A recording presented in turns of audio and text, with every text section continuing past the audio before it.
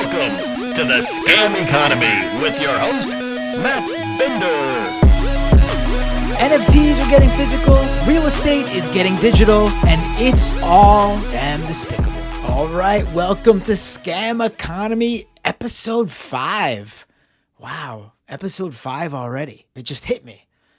That went quick, like a rug pull almost. Anyway, on this episode of Scam Economy, we look into quite a few things actually. This is a show that really takes a look at, the scam economy, also the metaverse, and also the gig economy. And it weaves a thread between all of them to bring you, I guess, one really big scam economy. And if you haven't caught an episode of this show previously, or have been lucky enough to just not come across the term NFT yet, NFTs basically stand for non-fungible tokens, and they are a string of characters minted to a blockchain that basically connect to a JPEG or video or some other piece of media, digital file, that basically people purchase in order to show ownership over whatever it is that they bought. Again, they're not actually buying the JPEG. They're not actually buying the movie file. What they're buying is that string of characters, basically a digital receipt that's on the blockchain that they can show off and say that, hey, look, I purchased this. I own it. The idea for this episode came across when I saw an article recently about a real world location where you can get a physical NFT. It is a NFT vending machine. Yes, I can't believe it quite either. And we're going to talk to someone who not only visited it, not only purchased an NFT via this vending machine, but also went through quite a few technical difficulties just to basically complete their NFT purchase from a vending machine. And there's a real kicker at the end of that NFT vending machine. I can't believe I'm saying those words still. NFT vending machine. I feel like we've crossed over into a whole new world, quite frankly. Perhaps we are now living in the metaverse, folks. The metaverse, this is like in the Matrix.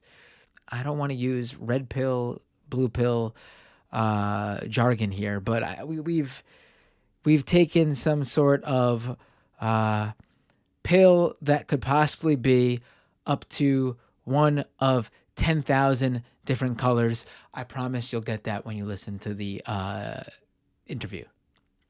But before we get there, let me just tell you how you can support this show. Because, folks, this show is growing. We are well over 300 patrons on our Patreon page. We could always use more so we can continue to grow this show, do deeper dives, put out more content. That would be swell and great. Patreon.com/Matt Binder to support not only this show, but quite frankly, everything I do, including my other show, Doomed with Matt Binder. I'll tell you more about a recent episode on that program right after the interview. But for everything Scam Economy, go to scameconomy.com. It'll give you links to the Apple Podcast page, the Google Podcast page, Spotify, wherever you want to listen to the show. Also, leave a review on Apple Podcasts. Leave a review on Spotify if you can. That helps this show get attention by moving up in the podcast rankings. And I could tell you by experience on how many people have already done that for this show, that it absolutely works in getting eyeballs on this show. And now, without any further ado, I almost feel like I should intro this show by saying, waiter, there's an NFT in my soup. If NFTs are going to get physical. And, I like that too. NFTs are getting physical. Okay, let's get to the show. And joining me now to discuss his experience with a physical NFT, Wilfred Chan, editor of New Public and a freelance writer for The Nation, The Guardian, and a slew of other places.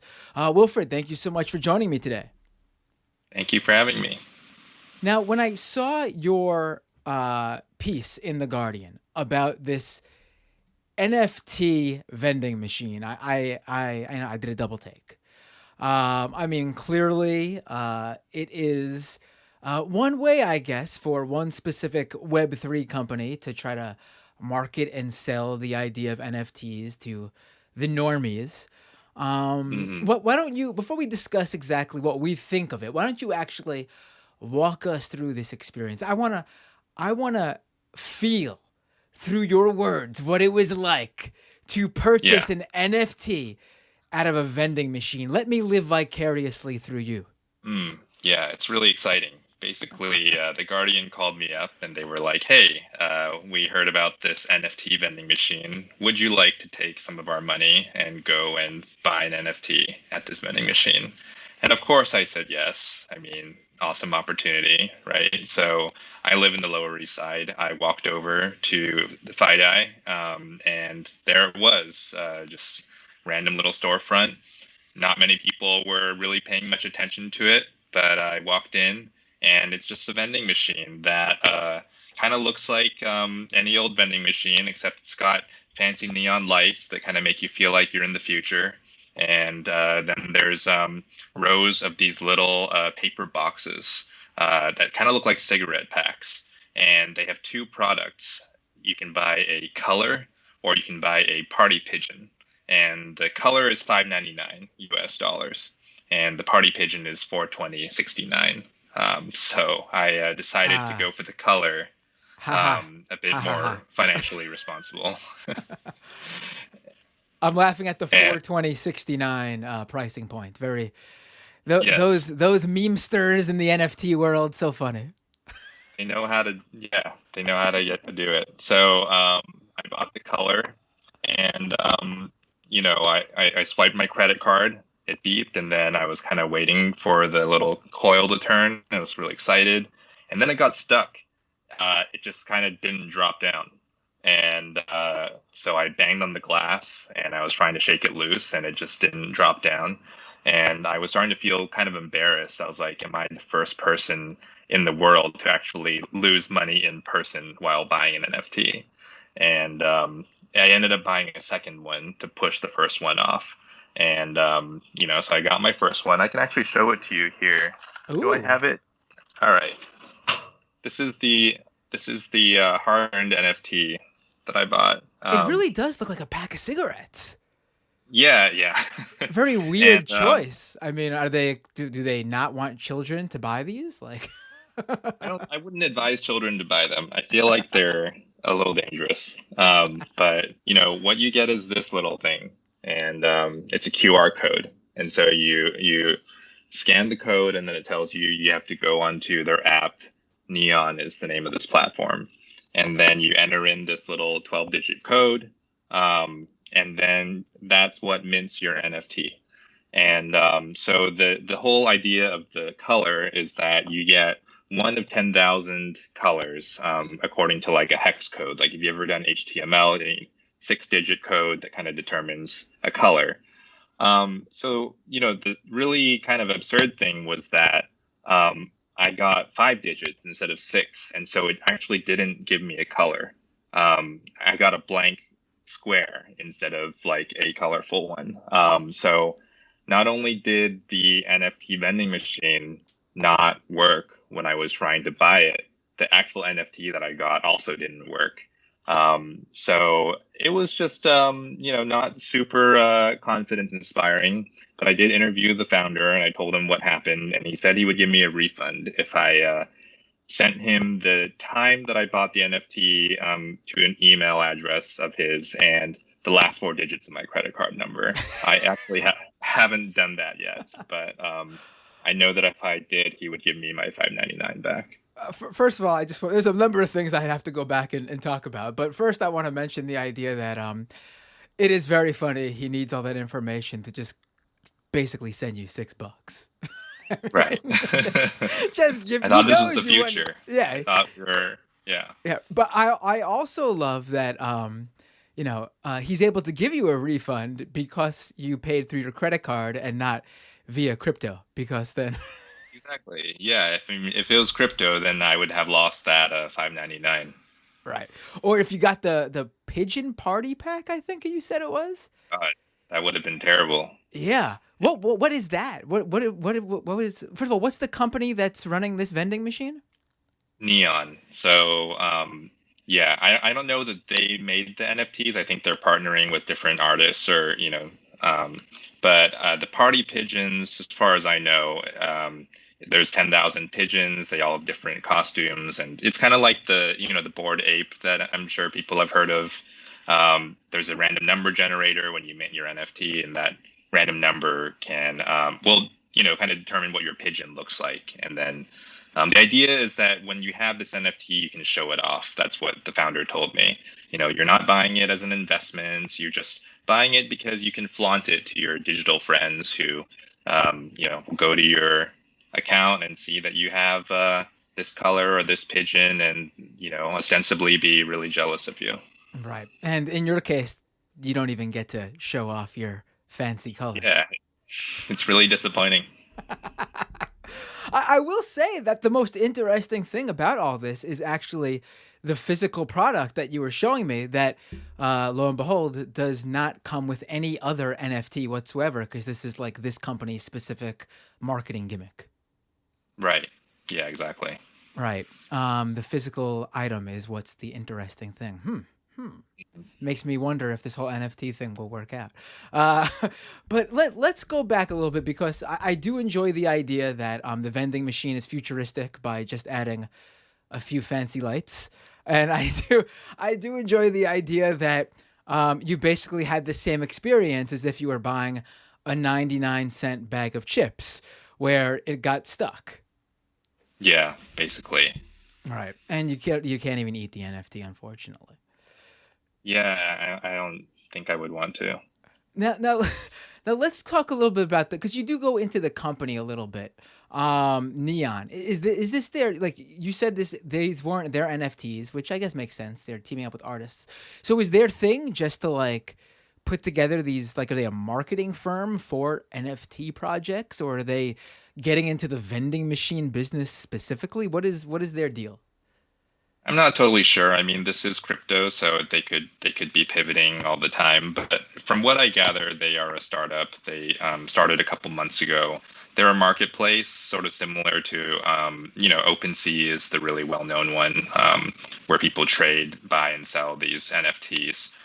So they're trying to be like a more user-friendly version. Think of maybe the Coinbase of NFTs, if you will.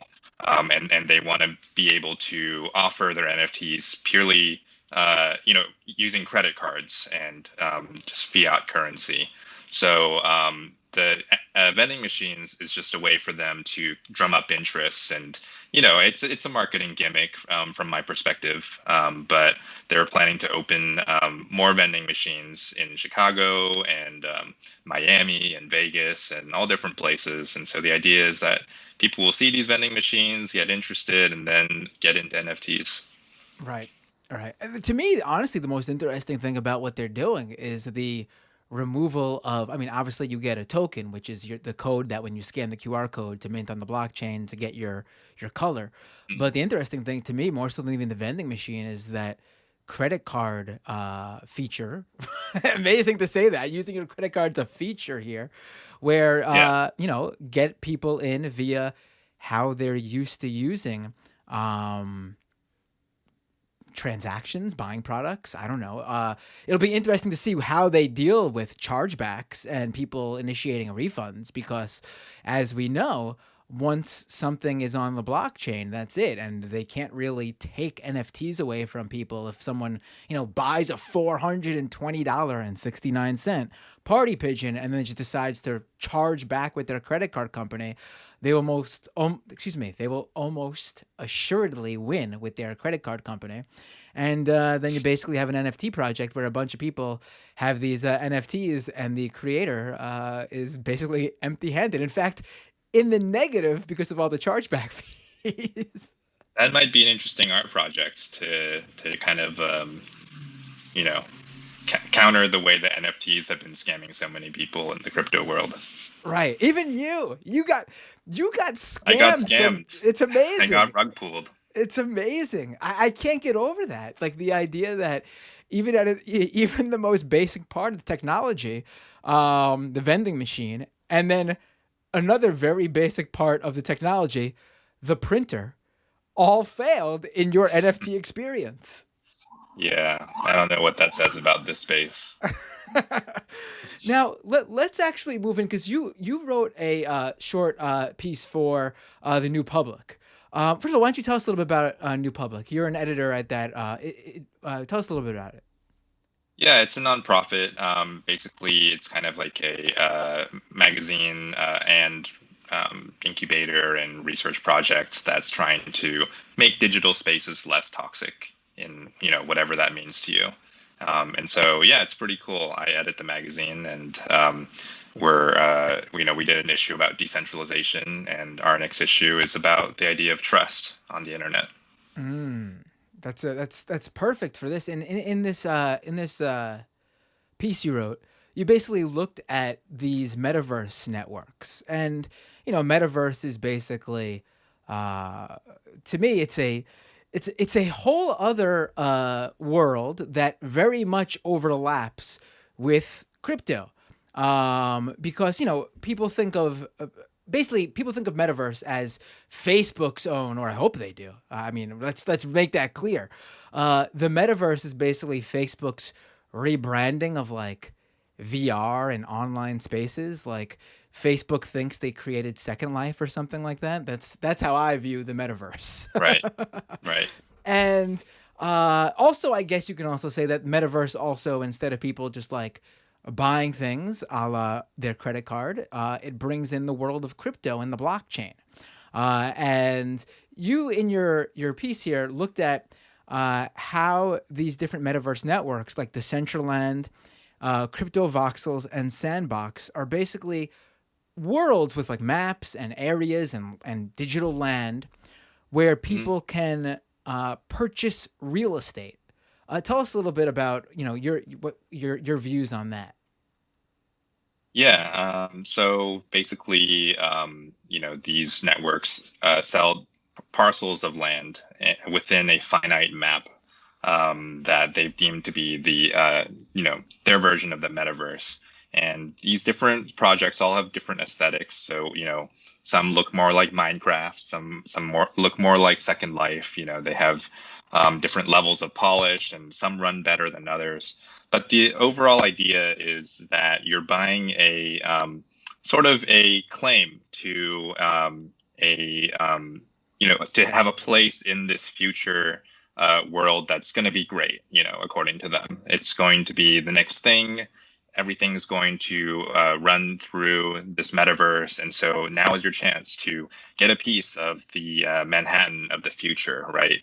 That's actually how some of them market themselves. It's like, imagine if you were staring at Manhattan in like the year 1700, and you could just like kind of choose whatever piece of land you wanted. That's what they're saying this is.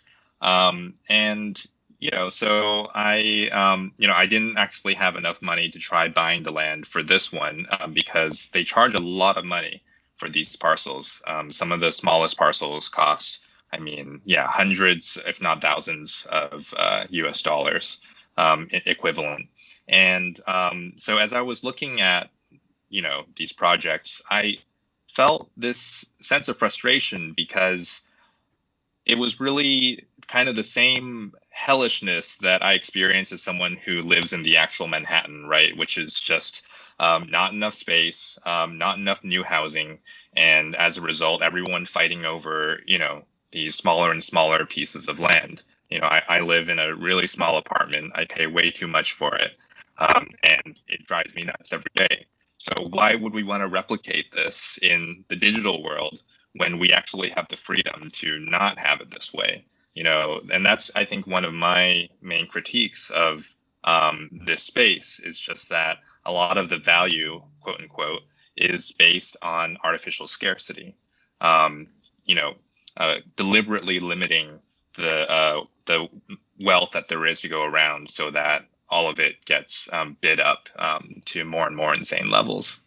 Right. It's amazing to see, like, in both your NFT vending machine piece and then this one, just like, in both instances you have a swap of the worlds, right? In the NFT one, it's taking NFTs from their digital space into the real world, and here in the metaverse you have, taking real life in terms of real world real estate, places to live and have land and space. Mm-hmm. And you bring that online, and in both cases, neither seem to want to make things any better. And constantly what you hear from these VCs and even just crypto advocates who have skin in the game because they're so invested and they're already making money from this, they constantly try to sell this whole world, whether it be crypto, a token or a coin or whatever, or an NFT project or some new Web3 startup. The selling point is always like, this is going to be the great equalizer. They always bring up the old financial system, how the people who are unbanked, or the people who were left out, or the people who didn't have the chance to get in when things were more affordable. And then they go ahead and basically replicate it all. There is nothing. I've yet to see anything in this space actually take, I should say, something from that we currently have and make it better, make it different, yes. But in not one scenario have I seen them actually make it better. And in fact, in a few cases, more so than not, actually, I would say their version is even worse than the real world version. Yeah, for sure. I think that the idea of democratizing everything is pretty suspect. I think more and more you can see that what's really happening is that you have people who, may have been left out, of some kind of wealth accumulation that happened during the Web 2 era. But they're trying to just basically anoint themselves the ruling class of some future that is yet to come, right? And then actually, in many cases, the people who are becoming the ruling class of Web3 are actually, the ruling class of Web 2. You have big VCs, as you mentioned, and, like people like, Jack Dorsey doesn't consider himself part of Web3, but, he's part of the crypto space. Like these big, tech oligarchs just trying to basically phase shifts into, this new kind of this new era of finance and wealth. Right. It's amazing to me how, like, the funny thing is, when you were talking about, when you were trying to, like, explain, when you first started talking about metaverse and, like, give it like an analogy or something to compare it to, the two comparisons you made are literal games or virtual worlds or pieces of software or whatever you want to consider Second Life and Minecraft that have been around for like a decade or more. Like, these things have existed. Yeah. People have enjoyed them. Sure, in some things, like in Second Life, there's been stories for, I remember like in the late 2000s, maybe even earlier than that, stories of like, a Second Life mansion selling for real world money. So you already had things like that going on without even the need for the blockchain or crypto currency. And, these things have been here. They've been, whether they're good or bad or neutral or whatever you think of them, they've been here. Like, and crypto is basically like, encroaching on this territory and Mhm. pretending they've created something new to try to, in my estimation, really take their scammy products and pilfer those who they fool into believing that they're going to get a piece of the pie when they're going to be the suckers holding the bag at the end of this. Yeah, I think a lot of people are going to be holding the bag at the end, and that's just part of the way it works, right?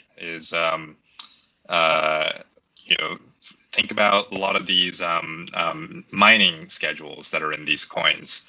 It's really easy to mine a coin at the beginning, and it just becomes harder and harder near the end. So the first mover always has a massive advantage. And so I don't think a lot of these systems are really designed to be equitable. It's just the inequality is baked in from the start. Right. And you had told me that I mean you didn't even need to tell me because I read in your extensive body of work you have a lot of pieces, a lot of work on basically the gig economy, which Mhm. I call the crypto Web3 NFT, all that's I call that whole world, and the metaverse gets rolled in there too.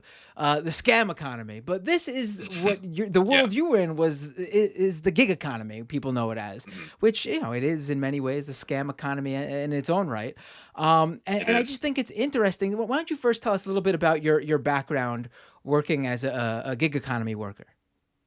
Yeah. So, I've been a freelance journalist for quite a few years now. And one of the things that I decided to start doing on the side, partly out of curiosity, partly because I wanted to get paid to exercise, but also partly because I did want some extra money, was to deliver food on my bike in Manhattan.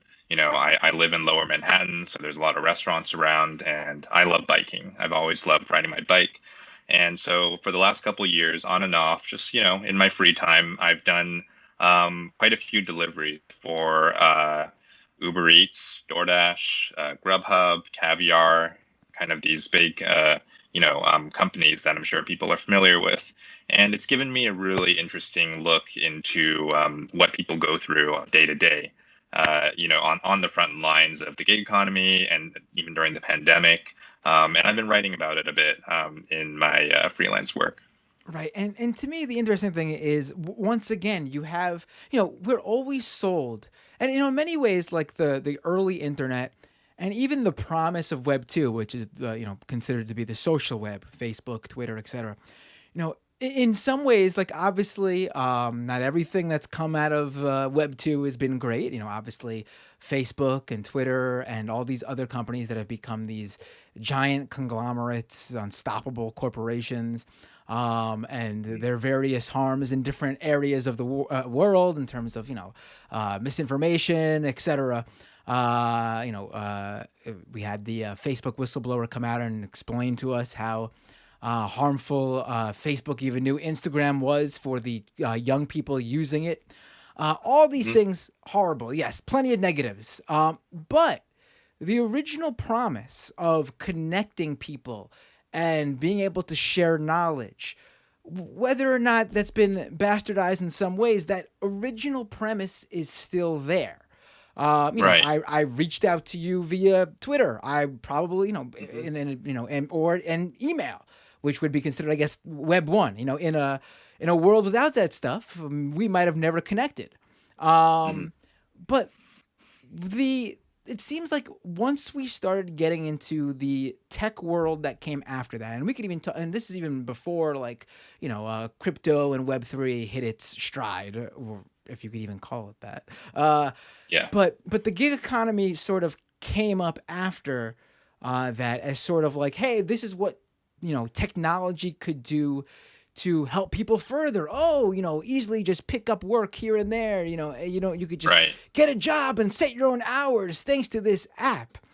And Yeah. it seems like that set off that that bad future that we're seeing with tech, where Mm. basically it seems like all these tech companies from that point on, including the Web3 and everything, it's all Hmm. about just how to extract more money from customers, Yeah. users, workers, and it's just sort of uh, I can't even say shocking because it's just, I guess it was just all headed that way.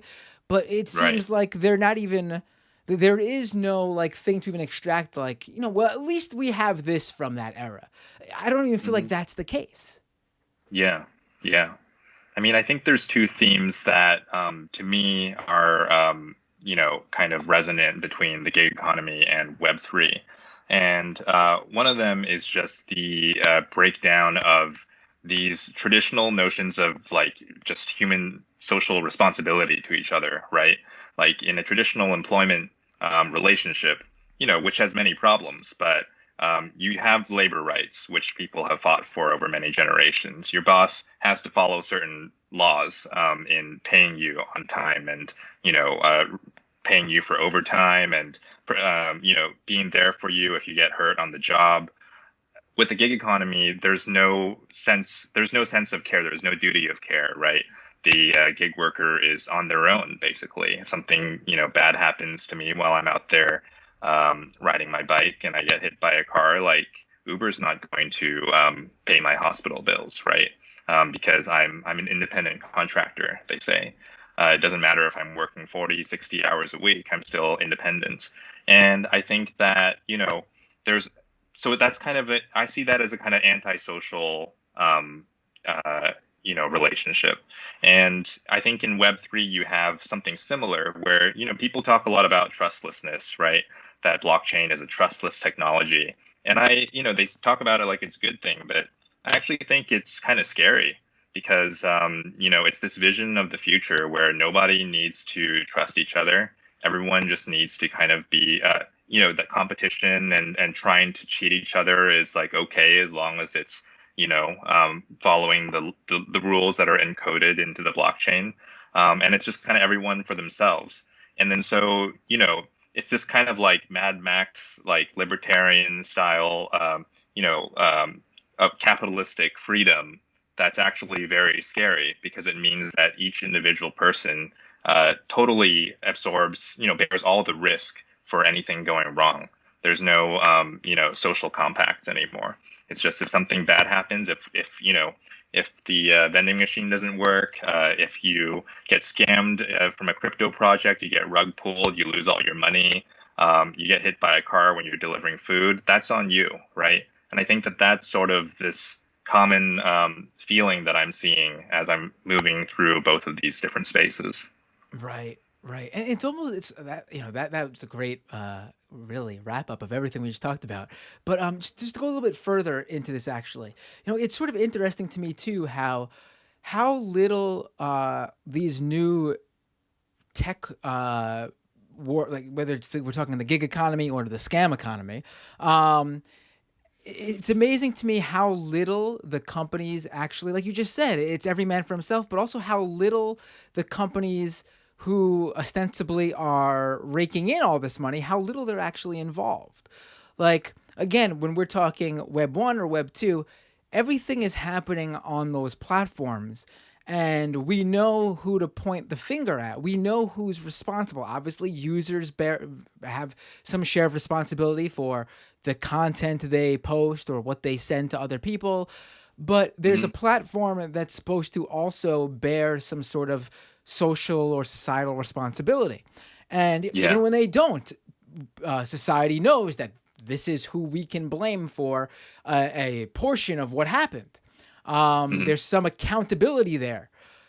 With the gig economy, we've seen companies like Uber or uh, uh, Seamless or whatever the delivery companies are nowadays. I feel like there's new ones popping up all the time. It's so bizarre. Every day. Yeah. Yeah, same. It's like a new token on the blockchain, right? Right. Every day there's Yeah. like 20 new shit coins. Um, but there's no. I mean, obviously they've given you an app to use, so you can say, Mhm. "Oh, I was delivering or driving for this company." But at the end of the day, anything that sort of happens, they sort of just sort of back off and wipe their hands clean and say, "Oh, you were just an independent contractor. You're not an employee of the Yeah. company." Um, when it comes to crypto, I mean, there is no accountability. The idea is that you are, it's your wallet.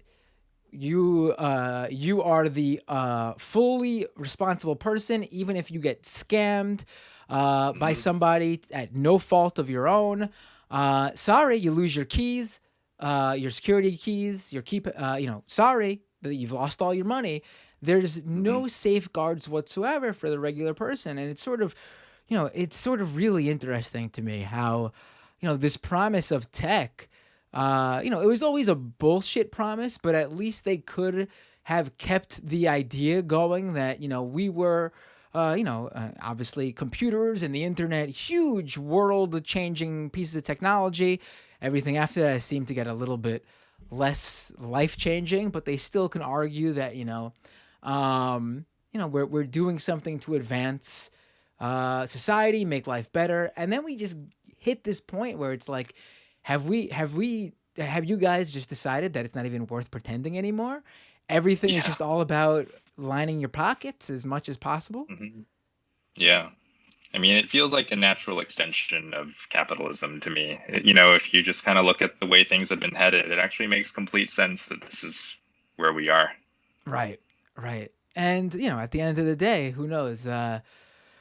Maybe you'll have to one day pick up some NFTs from a vending machine for someone making an order through like Instacart or something, right? Oh my God, that's dark. I didn't even think about that. I need my NFT delivery right away. Oh my God, no. and then add on top of that, the NFT is actually for a plot of land in the Metaverse. Boom. Oh no. Oh man, what are we gonna do? This is amazing. It's just so amazing. I think the one thing though is that so far, unlike the gig economy where like I think Uber has successfully sold its convenience to the user, even though it's to the detriment of the worker. I don't think Web3 has successfully done that. I mean, obviously there are people who have money invested and they pump it because it benefits them. But I do think we're seeing a pushback against this one in a way that we never saw for any of the technology worlds that came before it. Yeah, it'll be interesting to see how it all turns out. I've been waiting for it to go away for a while now, but it hasn't gone away yet. So right, Wilfred Chan, thank you so much for joining me today. Oh, is there anything coming up that you have you're working on, or anything you want to promote? Feel free to use this time, this space to let people know where they can find you and links or whatever. If anyone wants to buy my NFT that I got from the vending machine, I would really appreciate that, because I don't really want to email this founder to get my money back. So yeah, maybe I'll drop the link somewhere. And I don't even know how to use it. It's on the Solana blockchain. Like that's a new thing. But I'm sure someone out there will know. Right. Oh, so you're using. It's a first. I mean, the show hasn't been going on for so long. This is a new podcast, new video show, but we have our first person hawking NFTs on the show. Oh man, you should put the physical package on eBay. That's true. Yeah. The old web meets the shitty web. No, it's actually funny. Someone did DM me on Twitter wanting to buy the NFT after reading the Guardian article. So in a weird way, the joke's kind of on me, like I'm just ending up promoting this space. Damn, that might be a new hustle for someone. Literally go down to the NFT vending machine, buy up all the NFTs, of course the $5.99 ones. I'm not buying the pigeon ones. And just then sell them online for like triple the amount. Okay. All right. Thinking like a scammer. I like it.